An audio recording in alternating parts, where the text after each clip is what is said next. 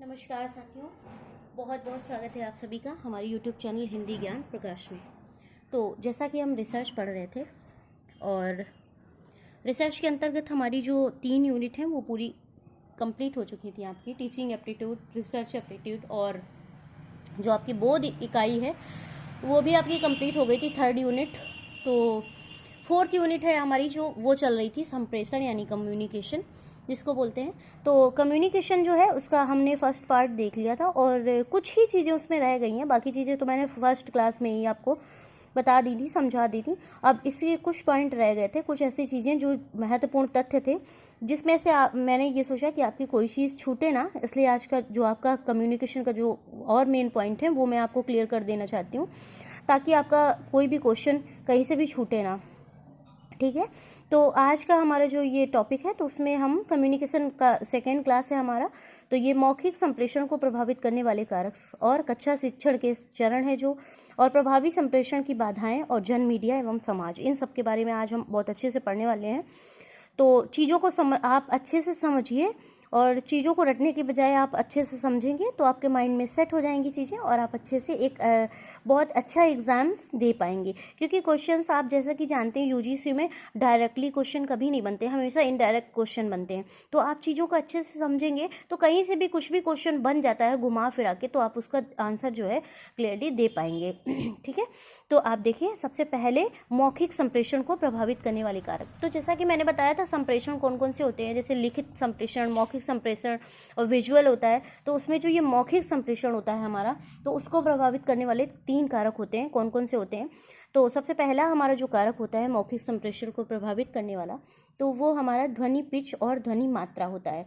तो ध्वनि पिच और ध्वनि मात्रा का क्या अर्थ है? मतलब जैसे कि मैं आपको जैसे YouTube के माध्यम से आपको पढ़ा रही हूँ, तो उसमें अगर मेरी आवाज़ बहुत तेज, साउंड लेवल बहुत तेज होगा, ठीक है, तो चीज़ें आपको समझ में नहीं आएंगी, है ना।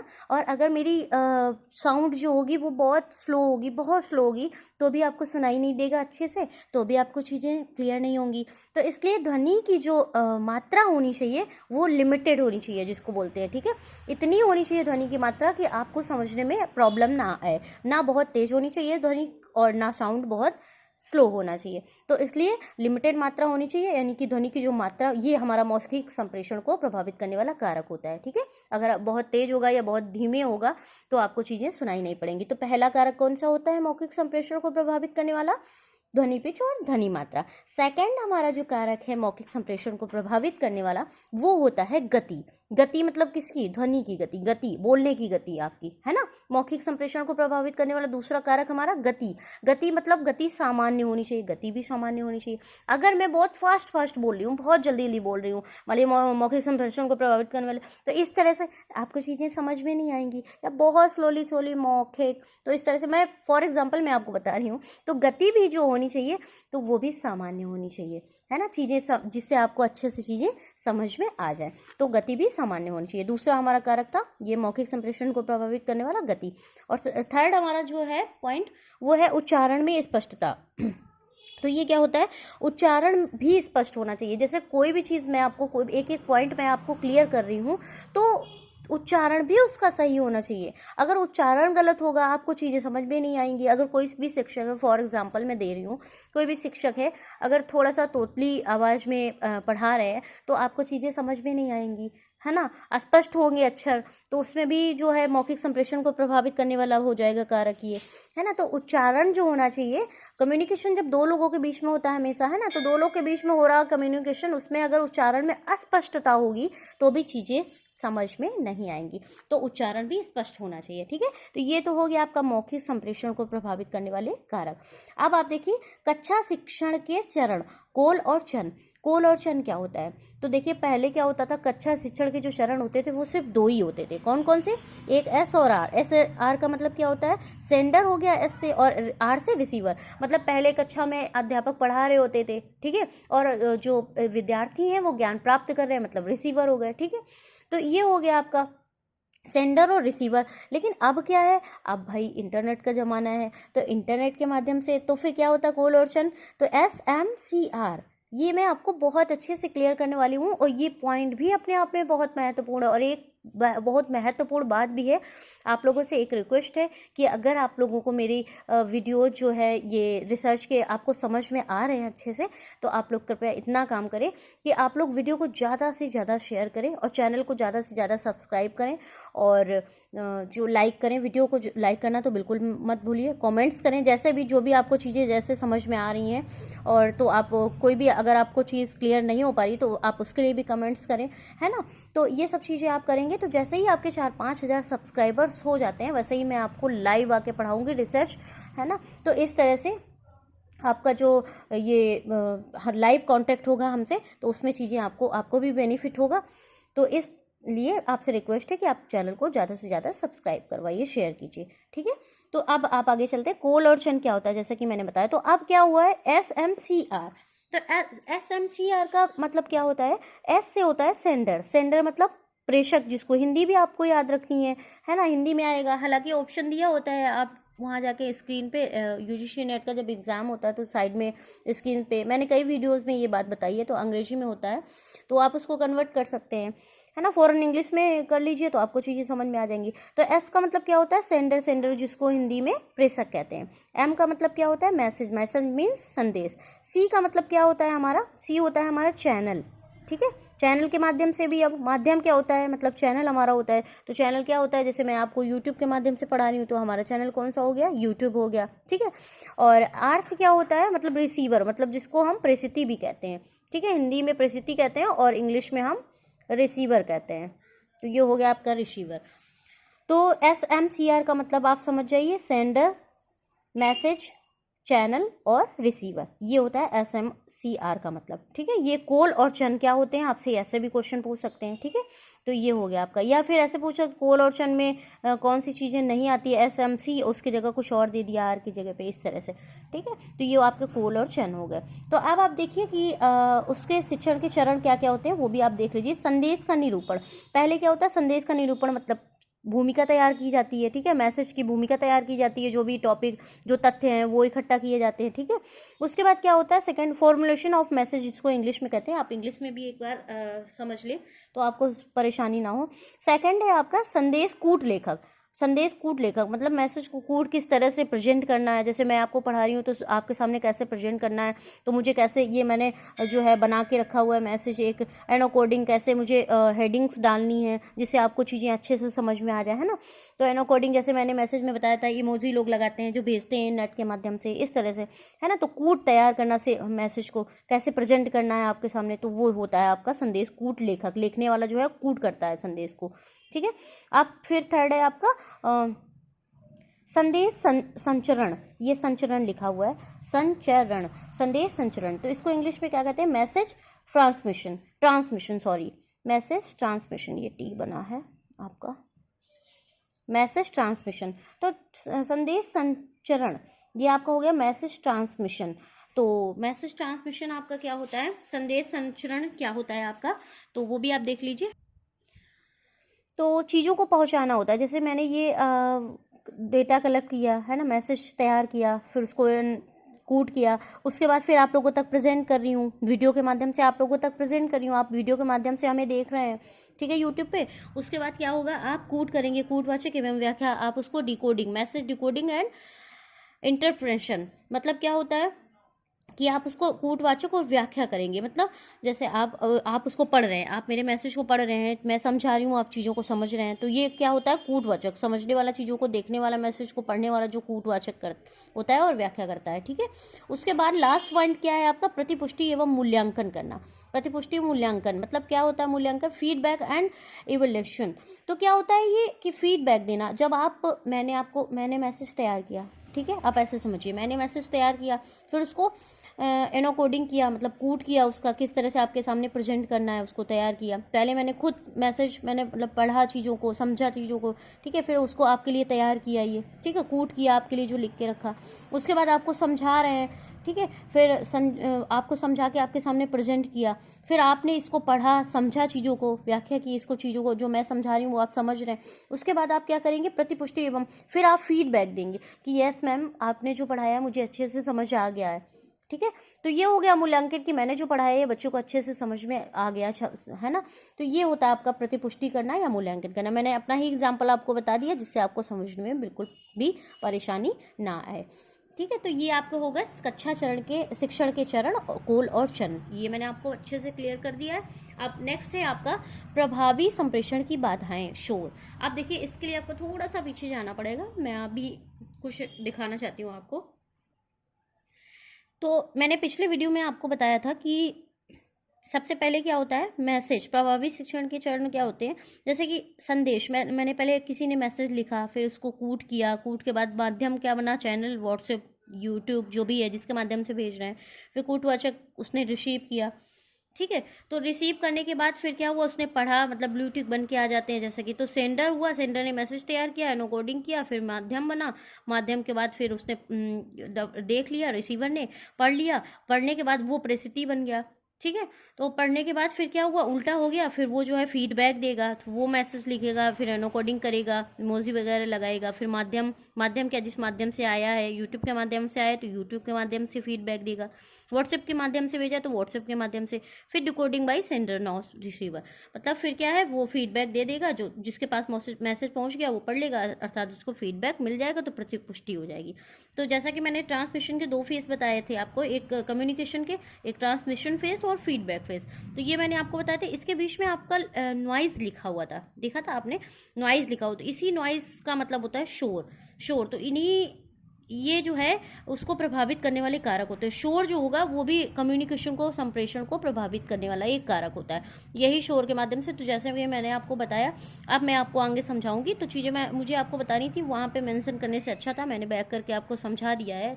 तो अब आप आगे देख सकते हैं नॉइज, शोर। शोर क्या होता है, तो ये आपका हो गया प्रभावी संप्रेषण की बाधाएं और शोर। तो शोर के प्रकार क्या क्या होते हैं, अब देखिए सबसे पहला जो शोर, इधर संप्रेषण की बाधाएं हो गई और इधर शोर के प्रकार हो गए, आमने सामने लिख के मैं आपको अच्छे से समझा दूंगी तो चीजें क्लियर हो जाएंगी आपको। तो शोर के प्रकार क्या क्या होते हैं, एक तो पहला होता है आपका शरीर क्रियात्मक शोर, मतलब शरीर के द्वारा जो क्रियाएं की जाती हैं वैसा शोर, ठीक है। तो शारीरिक मतलब शरीर में जब कोई कष्ट होगा मैसेज भेजने वाले को, शरीर में कोई पीड़ा होगी, तकलीफ होगी, तो मैसेज टाइप अच्छे से टाइप ही नहीं कर पाएगा, है ना। तो उसमें तो शरीर क्रियात्मक शोर हो गया, एक तो ये प्रकार हो गया, ठीक है, मैसेज का एक ये शोर हो गया। और सेकंड आपका पॉइंट है भौतिक शोर। भौतिक शोर, आप जहाँ पे बैठे हैं, जहाँ का वातावरण है, अब मान लीजिए आप रोड के किनारे कोई शिक्षक विद्यार्थियों को पढ़ा रहा है, वहाँ पे बहुत शोर हो रहा है, बहुत सारे वाहन निकल रहे हैं, है ना। तो ऐसे में जो अध्यापक का पढ़ाया हुआ उसको स्टूडेंट को समझ में आएगा, नहीं समझ में आएगा ना। तो इस तरह से प्रभावी संप्रेषण को प्रभावित करने वाला कौन सा कारक होता है, भौतिक शोर, ठीक है। तो पहला हो गया शरीर क्रियात्मक, शरीर में कोई तकलीफ है तो आप अच्छे से नहीं पढ़ा पाएंगे, है ना। और भौतिक शोर ये हो गया आपका भौतिक, जो आसपास के वातावरण का कारक, ये हो गया। तीसरा हो गया आपका मनोवैज्ञानिक शोर। मनोवैज्ञानिक शोर, कम्युनिकेशन 2 लोगों के बीच में होता है हमेशा, ठीक है। तो दोनों की ही बात हो रही है यहाँ, केवल शिक्षक की बात नहीं हो रही, शिक्षक विद्यार्थी दोनों का उदाहरण हम ले सकते हैं। तो मनोवैज्ञानिक शोर क्या होता है, जैसे कि अब जैसे विद्यार्थी, शिक्षक पढ़ा रहे हैं, विद्यार्थी का मन ही नहीं लग रहा है वहाँ पे, मन कहीं और दूसरी जगह लगा हुआ है, ठीक है। तो ये भी एक संप्रेषण को प्रभावित, ऐसे में कम्युनिकेशन पूरा होगा, नहीं होगा ना, क्योंकि मन स्थिर ही नहीं है। विद्यार्थी का मन, शिक्षक पढ़ा रहे हैं और विद्यार्थी का मन जो है वो स्थिर नहीं है ना। तो ये मनोवैज्ञानिक शोर जो होता है ये भी संप्रेषण को प्रभावित करने वाला एक कारक हो गया। चौथा है आपका अर्थ संबंधी शोर। अब देखिए अर्थ संबंधी शोर क्या होता है, पिछले वीडियो में भी हमने आपको बताया था। अर्थ संबंधी शोर ऐसे होता है जैसे कि मैं आपको हिंदी में पढ़ा रही हूँ, अब कोई तमिल में, किसी की भाषा है तमिल, उसको तमिल समझ में आती, तो मेरा पढ़ा है वो उसको समझ में आएगा, नहीं आएगा ना। तो जो हिंदी में पढ़ रहा है तो वही समझ सकता है, इंग्लिश हिंदी कन्वर्ट कर सकता है ना। अब तमिल तो वो नहीं समझ पाएगा। तो ये हो गया आपका कम्युनिकेशन, जब 2 लोगों के बीच में हो रहा होता है, तो जब हिंदी बोलने वाला है तो हिंदी समझने वाला भी हिंदी वाला ही होना चाहिए, छात्र भी हिंदी माध्यम का होना चाहिए। तो इस तरह से आपका जो अर्थ संबंधी शोर हो गया, ये भी आपको, ये 4 कारक हैं जो ये शोर के, ये आपको प्रभावी संप्रेषण को प्रभावित करने वाले कारक हो गए। एक तो शरीर क्रियात्मक शोर, और भौतिक शोर, मनोवैज्ञानिक शोर, अर्थ संबंधी शोर। तो ये तो आपके हो गए शोर 4। और अब आप देखिए संप्रेषण की बाधाएं क्या क्या होती हैं, शोर के प्रकार और संप्रेषण की बाधाएं क्या होती हैं। तो संगठनात्मक बाधाएं, तो ये आप अभी छोड़ दीजिए। नेक्स्ट देखिए, अभी मैं बताती हूँ आपको। सेकंड आपका है भौतिक एवं यांत्रिक बाधाएं। तो इससे आप बुला लीजिए भौतिक शोर, जैसे मैंने आस पास का वातावरण बताया आपको। यांत्रिक बाधाएं कैसे आ सकती हैं? यांत्रिक बाधाएं ऐसे आ सकती हैं जैसे कि मैं आपको पढ़ा रही हूँ ऑनलाइन, जैसे मैं यूट्यूब पे ऑनलाइन हूँ, अब नेट ही चला गया मान लीजिए, है ना, नेटवर्क चले गए, तो ऐसे में कम्युनिकेशन पूरा होगा? नहीं होगा। अरे भाई, क्लास जो है वो पूरी नहीं हो पाई, है ना, लेक्चर पूरा नहीं हो पाया और नेटवर्क प्रॉब्लम आ गई, तो यांत्रिक बाधाएं हुई ना। तो ये हो गई आपकी भौतिक एवं यांत्रिक बाधाएं जो संप्रेषण को प्रभावित करती हैं। और नेक्स्ट है आपकी मानसिक अवरोध या बाधाएं। अब जैसे मानसिक को आप इससे मिला लीजिए, मानसिक शोर, मानसिक बाधा, मतलब मन, विद्यार्थी का मन नहीं लग रहा पढ़ने में, शिक्षक पढ़ा रहे हैं, तो ये मानसिक अवरोध हो गया, बाधा हो गई, ठीक है। तो इसको आप इससे मिला लीजिए। और अर्थ संबंधी शोर से आप इसको मिला लीजिए, भाषाई एवं सांस्कृतिक बाधाएं। भाई अपना कल्चर है, अपनी जो भाषा है, जब आमने सामने समझने और समझाने वाले की भाषा एक होनी चाहिए, तभी ये चीज़ें समझ में आएंगी। दूसरी चीज़ क्या है, कल्चर, इंडियन कल्चर अलग है, अमेरिकन कल्चर अलग है, तो कल्चर जब दोनों अलग अलग होंगे तो भी जो है बाधाएं आएंगी उसमें, है ना। तो सांस्कृतिक बाधाएं, ये भी संप्रेषण को प्रभावित, ऐसे में कम्युनिकेशन पूरा नहीं हो सकता ना। तो ये चीज़ है। अब देखिए संगठनात्मक बाधाएं, जैसे कोई भी इंस्टीट्यूट है, वहाँ पे क्या है, जो भी मतलब एक कह सकते हैं कि कोई भी इंस्टीट्यूट है, वहाँ पे जो भी आपको पढ़ाया जाता है, उसके लिए जो भी वो तैयार किया जाता है, कह सकते हैं जो भी संगठन बनाए जाते हैं इंस्टीट्यूट में, है ना, तो वो सब प्रभावित करते हैं। उसमें से आपका जो सही से तैयार नहीं हो पाया वहाँ पे इंस्टीट्यूट पे, तो भी वो संगठनात्मक बाधाएं हो जाएगा। ये आपका संगठनात्मक बाधाएं हो गई। तो ये आपका हो गया प्रभावी संप्रेषण की बाधाएं एवं शोर। तो ये जो है, ये भी जो है संप्रेषण को प्रभावित करने वाले शोर के प्रकार हो गए, संप्रेषण की बाधाएं हो गई। तो ये आपका पूरा हो गया। अब जो ये कम्युनिकेशन का लास्ट सबसे पॉइंट है, वो है जन, मीडिया एवं समाज। तो देखिए जन, मीडिया एवं समाज, ये क्या होता है? जन मतलब जनता हो गई, बहुत भीड़ के बारे में बात कर रहे हैं यहाँ पे। और मीडिया एवं समाज, तो समाज में या जनता में जो कनेक्ट होने का जो माध्यम बना हुआ, वो हमारा हो गया मीडिया हो गई। तो मीडिया भी आजकल 3 प्रकार की है, प्रिंट मीडिया, सोशल मीडिया और इलेक्ट्रॉनिक मीडिया। उसके अंतर्गत क्या क्या आता है, तो यहाँ पे मैंने आपको मीडिया लिख के बता दिया, यहाँ पे लिख के रख ली हैं चीज़ें। जैसे टीवी हो गया आपका, तो टीवी जो है वो इलेक्ट्रॉनिक मीडिया के अंदर आपका आता है, ठीक है। उसी तरह से आपका जो रेडियो हो गया, ये भी आपका इलेक्ट्रॉनिक मीडिया के अंतर्गत आता है। अब आपका जो ये इंटरनेट है, तो ये इलेक्ट्रॉनिक मीडिया के अंतर्गत भी आता है आपका, और ये आपका सोशल मीडिया के अंतर्गत भी आता है। क्योंकि इंटरनेट में आपका जैसे FB हो गया, फेसबुक हो गया, है ना, इंस्टाग्राम हो गया, ये सारी चीज़ें जिसे इंटरनेट के माध्यम से आप मीडिया से कनेक्ट हो सकते हैं, है ना, समाज से कनेक्ट हो सकते हैं। तो इंटरनेट कैसा मीडिया है? इलेक्ट्रॉनिक मीडिया भी है आपका, और FB वगैरह जो, तो ये आपका इलेक्ट्रॉनिक मीडिया भी है, और इंटरनेट ये जो सोशल मीडिया भी है, ठीक है। तो इंटरनेट आपका सोशल मीडिया में भी आता है और इलेक्ट्रॉनिक मीडिया में भी आता है। लास्ट है आपका जो मैगजीन वगैरह, मैगजीन किस मीडिया में आती है? तो प्रिंट मीडिया में आती हैं। ये आपकी जो मैगजीन है वो प्रिंट मीडिया के अंतर्गत आती है। और मैगजीन के साथ साथ आप एक चीज़ और नोट कर लीजिए, न्यूज़पेपर। आपका न्यूज़पेपर से भी आप जो है समाज से कनेक्ट हो सकते हैं। तो जो आपका न्यूज़पेपर है, ये भी आपका प्रिंट मीडिया के अंतर्गत ही आता है। तो मैगजीन और न्यूज़पेपर जो है वो प्रिंट मीडिया के अंतर्गत, सोशल मीडिया के अंतर्गत आपका आता है इंटरनेट। और रेडियो जो है आपका, ये भी इलेक्ट्रॉनिक मीडिया के अंदर, और टीवी जो है आपका, ये इलेक्ट्रॉनिक मीडिया के अंतर्गत। जो इतनी चीज़ें हैं आपके, ये सारी इलेक्ट्रॉनिक मीडिया के अंदर। तो ये आपके होते हैं मीडिया जो होती है, print media, social media and electronic media. क्या क्या चीज़ें किसके अंदर आती हैं, इसका मैंने एक छोटा सा ये चार्ट जैसा बना के रख लिया है। तो इससे आपको चीज़ें समझने में कोई भी कठिनाई नहीं होगी। तो इस तरह से आपका जो है कम्युनिकेशन जो है, ये आज ये आपका 4th यूनिट जो है कम्युनिकेशन वाला, ये आपका पूरा हो गया। अब नेक्स्ट जो है आपका गणितीय तर्क और विचार जो भी है, वो सारा कुछ एक ही क्लास में क्लियर हो जाना है। देखिए उसमें जो है गणितीय तर्क में मैं आपको तर्क बहुत अच्छे से समझाने वाली हूँ। तो नेक्स्ट क्लास आप बिल्कुल भी मत छोड़िए, क्योंकि वो जो तर्क आज आप अच्छे से समझ जाएंगे, तो उसमें आपको क्वेश्चंस, जो भी क्वेश्चंस आएंगे 5 क्वेश्चंस, उसमें भी आपको सॉल्व करने में कोई भी प्रॉब्लम नहीं होगी। तो उसके आपको तर्क को समझना होगा, ठीक है, कैसे आप क्वेश्चन को अच्छे से सॉल्व कर सकते हैं, जिसमें आपको क्वेश्चन सॉल्व करने में कोई भी प्रॉब्लम नहीं होगी। तो 5वीं इकाई है जो आपकी UGC नेट की, यानी 5th यूनिट है जो आपकी, उसको आप बिल्कुल भी मिस मत कीजिएगा। तो वो मैं आपको बहुत शानदार तरीके से पढ़ाने वाली हूँ, जिससे आपको कोई भी कठिनाई ना हो। मेरी पूरी कोशिश यही है कि आपके 10 यूनिट मैं एग्ज़ाम से पूरे पहले पूरे करवा दूंगी रिसर्च के। तो आप वीडियो को ज़्यादा से ज़्यादा शेयर करते रहिए और ज़्यादा से ज़्यादा लाइक करिए। इसमें आपको कोई भी पैसा नहीं लगने वाला है। तो आप ज़्यादा से ज़्यादा चैनल को सब्सक्राइब कीजिए। 4-5 हज़ार सब्सक्राइबर होने के बाद मैं लाइव आके आपको पढ़ाऊँगी। बहुत बहुत धन्यवाद आप